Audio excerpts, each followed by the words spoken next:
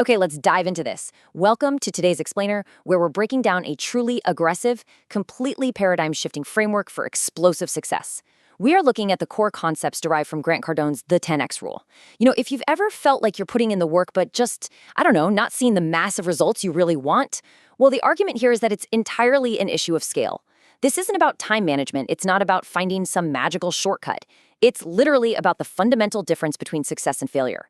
It's about completely reprogramming how you estimate effort and how you set your targets.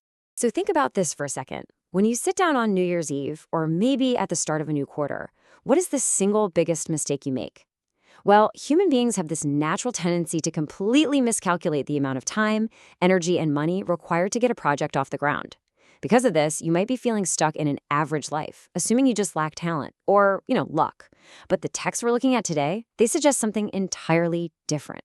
The answer, and really the ultimate trap here, is aiming too low.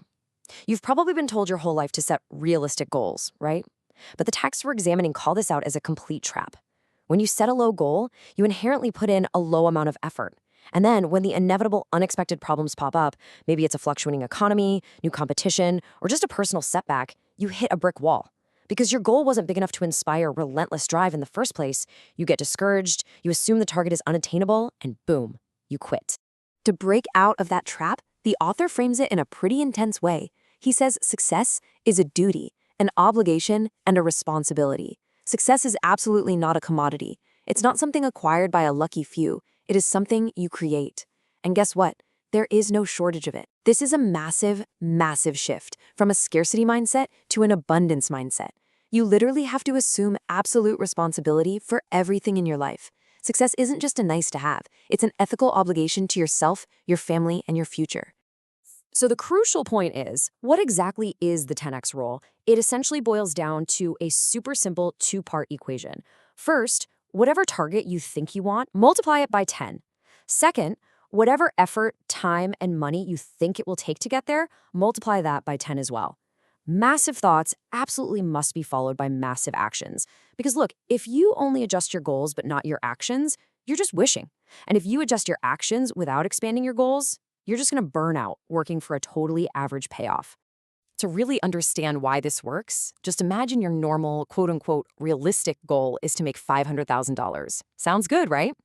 But what if you apply the 10X rule and aim for $5 million? This perfectly illustrates the concept of the margin of safety. If things go completely sideways and you miss that 10X target of $5 million, you still might end up with, say, $2 million. So which goal would you rather come up short on? Elite athletes use this mental framing all the time. By aiming impossibly high, you basically bootstrap your success, forcing your actions to rise to an entirely new level. Now, according to the texts, to actually achieve those giant goals, you have to understand human behavior. There are basically 4 degrees of action. First, doing nothing. Second, retreating, which means running away to avoid failure. Third, normal action. And fourth, massive action. And the really fascinating thing to realize here is that the first 2 degrees, doing nothing and retreating, they actually take a tremendous amount of mental energy. I mean, it takes real work to rationalize being an underachiever. It takes creativity to invent excuses for why you're backing away from your dreams. But surprisingly, taking normal action, that 3rd degree, is actually the most dangerous place to be. Why? Because it's socially acceptable. This is the middle class. Taking normal action means you do just enough work to get by, but it traps you in a highly vulnerable position. You end up with average health, average wealth, and average career. And the very moment the economy shifts or your industry gets disrupted, your normal level of preparation leaves you completely exposed to failure. Normal action is all about blending in. Massive action, on the other hand, the 4th degree, is about unrelentless intensity. It puts you in the top 1%. And while it might sound extreme, taking massive action is actually our natural state. Seriously, just look at kids. Children relentlessly pursue what they want. They run, they ask questions constantly, they pour intense, boundless energy into literally whatever catches their attention.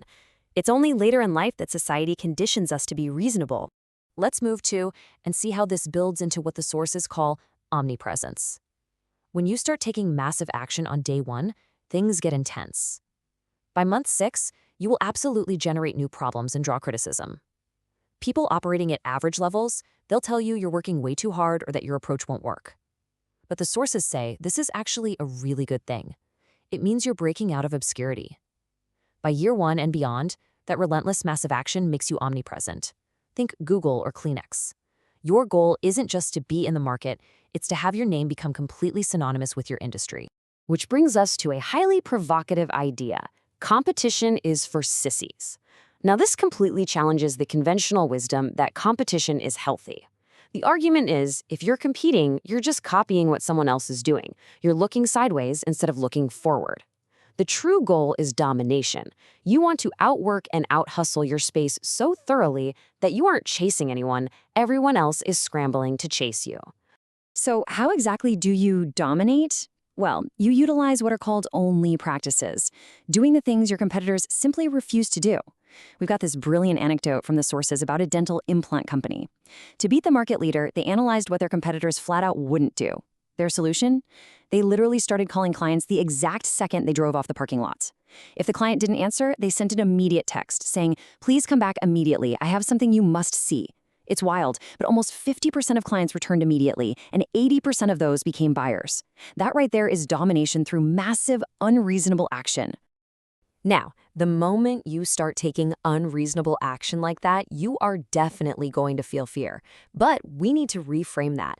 FEAR stands for false events appearing real. The emphasis here is that fear is generated entirely by the mind. It's the what ifs. What if my business fails? What if they reject me? The reality is that the absolute worst case scenarios we invent in our heads almost never actually come true. The average mindset feels fear and uses it as an excuse to stop, retreat, and just prepare more. But the 10x mindset, it sees fear as a green light. An absence of fear means you're only doing what's comfortable, and doing what's comfortable is only going to get you what you already have. Feeling fear is actually the ultimate indicator that you are finally stretching yourself and taking the exact right level of action to grow. So, I want you to ask yourself right now, what are you afraid to do today? Seriously, think about it. Is it making a cold call to a huge client? Is it finally launching your website? Speaking in public? Whatever just popped into your head, that is exactly what you must do. The fear is pointing directly at the obstacles standing between you and your next level of success. And this brilliantly illustrates the key to handling that obstacle. Remember that fear's absolute favorite fuel is time. The longer you sit there procrastinating, rationalizing, and backing off, the more you give fear the oxygen it needs to grow into a blazing fire. You just have to remove time from the equation entirely. When you feel the fear, you must attack it immediately. Action leads to motivation, which then leads to more action. Don't overthink it, just move. To maintain this kind of momentum, you need a daily mindset shift. First, you have to expand when others contract. Weak markets are actually massive opportunities for action. Second, track your effort, not just the outcomes, because progress happens way before the visible results ever show up. Third, assume absolute responsibility. If you created the problem, well, you can create the solution. And finally, push back against the whole myth of balance. Chasing balance just leads to mediocrity. If you want truly extraordinary results, you have to be totally obsessed with your mission. Now, what's really interesting about this slide is the source material even provides a direct way to bring this into the real world with the 10x exercise. It asks you to literally write down the 2 parts of the rule, identify your goal mistakes, and most importantly, get ready to 10x. I highly recommend you mentally use this structure today. Take your biggest goal, multiply it by 10, and then write down the massive, totally unreasonable actions you can take before the day is over to start moving toward it. Which leaves us with a final, pretty provocative question. Will you stay comfortable or will you go 10x? Because you really cannot do both. The concepts we've explored today make one thing incredibly clear. Average effort only ever creates average lives. Success is not a lottery ticket. It is the direct byproduct of relentless, massive, unstoppable action. So are you going to keep aiming low or are you ready to demand more from yourself?